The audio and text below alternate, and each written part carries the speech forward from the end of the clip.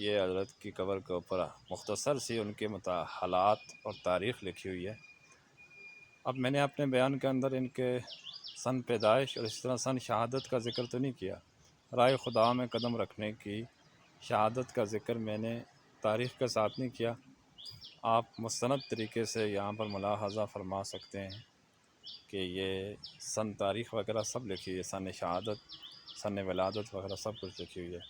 इसी तरह हज़रात ने राय बरेली से जब सैयद साहब रहमतुल्लाह अलैह ने अपने काफ़िले को रवाना किया है पैदल, तो उसकी सन तारीख़ भी इसके अंदर लिखी हुई है, मुलाहज़ा फरमा सकते हैं आप हज़रात, गौर से बेशक पढ़ लें।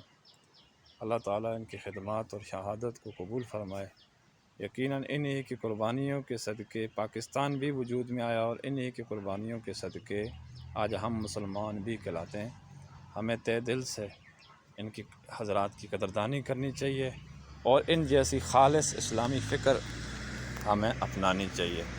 अल्लाह तबारक व तआला हम सब को और इसी तरह मुसलमानों पर शामत आमाल की वजह से जितने भी अहवाल आए हुए हैं, बिलखुसूस पाकिस्तान में और बिलअमूम पूरी दुनिया के अंदर, मेरी दिली दुआ है कि अल्लाह तबारक व तआला सब मुसलमानों को मुझ समेत दीन की तरफ इल्तिफ़ात करने की और दीन की खिदमत करने की फ़िक्र अता फ़रमाए, खालिस इस्लामी फ़िक्र अता फ़रमाए। अल्लाह ताला इख़लास अता फ़रमाए।